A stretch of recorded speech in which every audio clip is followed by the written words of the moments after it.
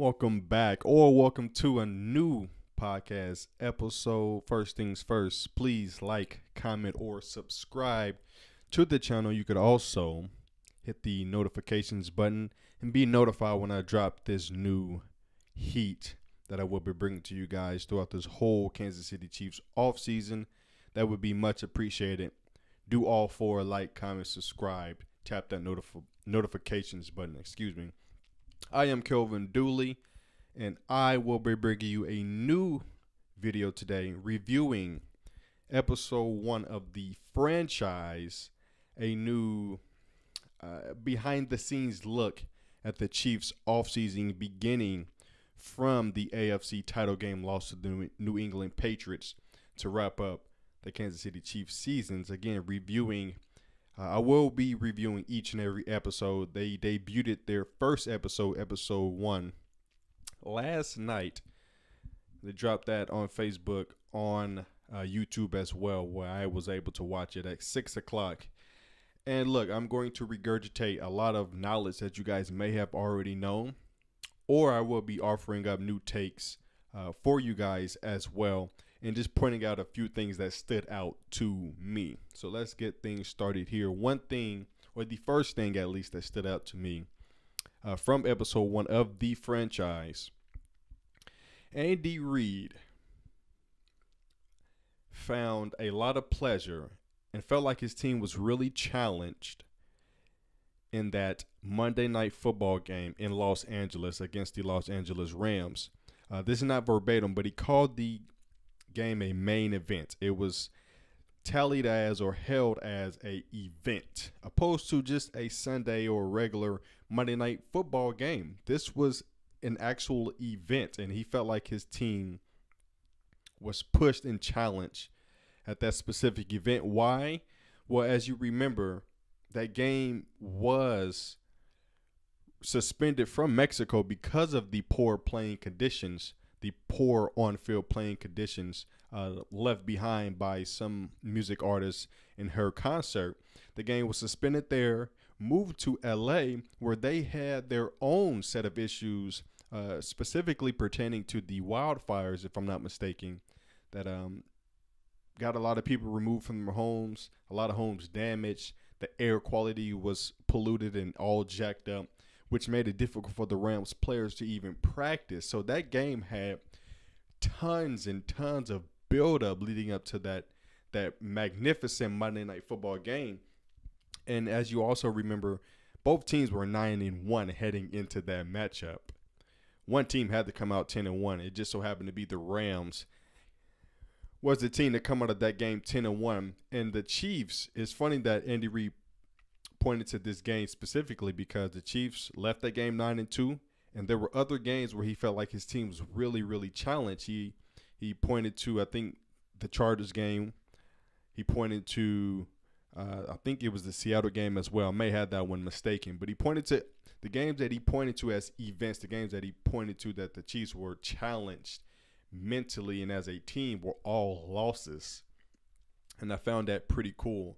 But within that game specifically, it was billed as a event. It was an event. The pregame matters. The game itself was a spectacle, right? That was one of the more high-flying, high-scoring, highlighted games of my NFL career, NFL viewership, at least, I should say. And you can make the case that that was one of the greatest games of all time. It was really the heavyweight bout that really leads into this new brand of NFL football, this high-flying, high-potent offense led by two young, dynamic quarterbacks with the offensive masterminding genius in Andy Reid and the hot, young, fresh trendsetter that is Sean McVay, who was getting half the NFL a job, it seems like, at the head coaching ranks. So I found that really, really interesting.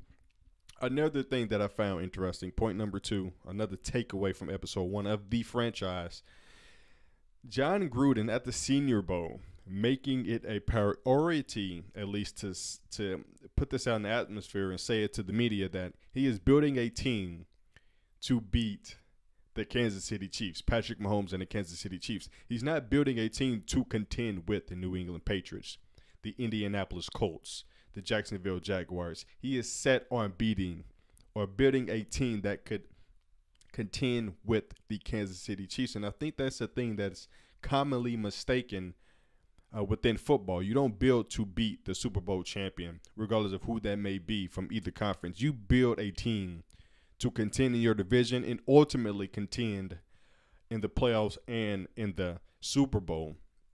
And I found that very fascinating that he was at the Super Bowl. He was coaching it for the 4th time, which gives Jon Gruden a lot of cachet and bravado, at least within the ranks of the Senior Bowl and all of the aficionados that are there at that event. I found that pretty cool. That was his 4th time coaching that event, and he made it a priority to say, "Look, I'm not building to beat anyone else." And this is not verbatim, but I'm paraphrasing here. I'm building to contend with Patrick Mahomes and the Kansas City Chiefs, and that's the proper outlook to have if you're Jon Gruden or any other team within this AFC West division that goes for the Broncos or Chargers. Again, you don't contend to beat your counterparts in the other AFC divisions. You build to win your division.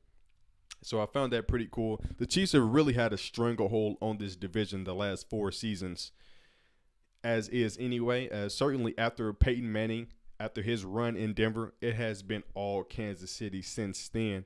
And really, they've done it in a dominant fashion, having only lost 2 division games the last 2 seasons, one of which came to the Raiders, and the second game coming to the Chargers last season. A game I attended Thursday Night Football in Arrowhead Stadium. I don't think I've ever been so excited to be at a game. I never left so sad as well. So the ups and downs of being a fan. My third takeaway from episode 1 of the franchise, a lot of what I've read within Chiefs Kingdom and from local journalists covering the Chiefs, local beat writers, they haven't had much contact or they haven't had really any sound bites or any contact from the new defensive coordinator, that is Steve Spagnuolo. I found it very interesting that one of his quotes, one of his sound bites that I found very intriguing was he's looking for 3 things when revamping this defense. Again, this is not verbatim, but to paraphrase, he's looking for guys who can defeat blocks, bring the effort, and tackle. And if you look at Spagnuolo's resume and some of the defenses that he has coached up, he had all 3 of those things. If I'm not mistaken, 2 of his defenses in his 30-year coaching career have won Super Bowls, right? And one player that immediately popped up in my mind after hearing that soundbite was the acquisition of Tyrann Mathieu, number 32 for the Kansas City Chiefs, safety, a guy who he's not necessarily known for defeating blocks. He's not up there in the trenches defeating blocks, of course, but he brings the effort, and he's a pretty damn good tackler for his position. Also bringing guys like Frank Clark who can defeat blocks, having the likes of Alex Okafor who can defeat blocks, who bring the effort, and who can tackle. One thing this Chiefs team has struggled with over the last, 5, 6, 7 seasons was tackling the ball carrier. One of the worst ball tackling teams in football the last 4, 5, 6 seasons. So I'm glad that was one of the things that immediately stuck out to him, and one of the ways that he wanted to revamp this defense. And this was and he said this pretty early on in his hiring process, or immediately after being hired. He wants to find 3 things in revamping this defense. Again, guys who can defeat blocks, bring the effort, and who can tackle. And I think the Chiefs have taken the necessary steps in accomplishing that with their acquisition this offseason. Now, the bigger question is, can the Chiefs cover anybody? Can they cover anybody? But that's another topic for another episode. One of the things I took pleasure in viewing and watching from Brett Veach in those scouting rooms is Brett Veach and company, and his his team members, the other front office personnel, I got a sense of team, camaraderie, chemistry within these scouting offices. And there was a series of videos or clips where they also had a comedian in the room with them. They seem together, right? And Brett Veach even went on his way to say, even when we don't see eye to eye and there's yelling and shouting, we leave this room and come back to this room with the same goal in mind. And over the course of this is dating back to the last 7 seasons as well. 5, 6, 7 seasons. The Chiefs have done a phenomenal job at scouting and bringing in talent, regardless of who is here and who is not. Chiefs Kingdom, we can go through a list of the last, again, 5, 6, 7 years of players drafted first or second round that have turned out to be Pro Bowlers or just quality staples within this franchise, hitting on guys like Tyreek Hill, hitting on the Marcus Peters, the Patrick Mahomes, of course, Kareem Hunt. Like this scouting department, Brett Veach and all of his guys and company, they do a phenomenal job in those rooms in watching film and mapping out who will be able to fit their systems and strategic plans. So when watching those clips, I really got a sense of team and just togetherness within Brett Veach and his scouting personnel. Those guys are damn good at their jobs. And they don't always see eye to eye, but they get things figured out. And they figure it out pretty well. And the players that they do draft and bring in, they do the job and they do it at a high level. So that was one thing I took away from Brett Veach being in those scouting rooms. And we didn't really get to hear the voices of those scouting personnel too much. But I thought it was cool. Brett Veach just encapsulating their jobs in a sense and how together they are in those rooms. So that was pretty damn cool. My final takeaway, they finished off episode 1 with the face of the franchise, the new star of the league, the guy who at least set to take over that throne that you can say Tom Brady currently sits in, Aaron Rodgers, Andrew Luck, whoever is currently in that throne. Whoever is currently in that throne. This kid, Patrick Mahomes,